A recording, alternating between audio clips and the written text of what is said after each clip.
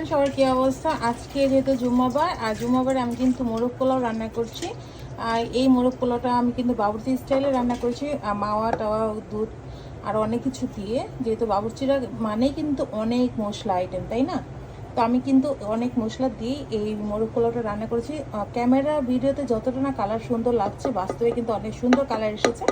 আর এই মোরগ পোলাওটা কিন্তু আমার ঘরে আমার হাজব্যান্ড, আমার বাচ্চারা, আমার বোনেরা খুবই পছন্দ করে।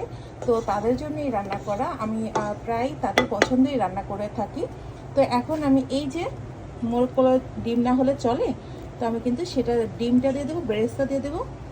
তো এখন দিয়ে দিচ্ছি, আর সাথে ব্রেস্তা দিয়ে দিব। ব্রেস্তা একটু মুখে বললে কিন্তু ভালোই লাগে, তাই না বলে? এখন আমি এগুলো দিয়ে দিলাম, বেরেস্তাও দিয়ে দিচ্ছি। পোলাও লুকটা কিন্তু অনেক সুন্দর আসছে, মাশাআল্লাহ।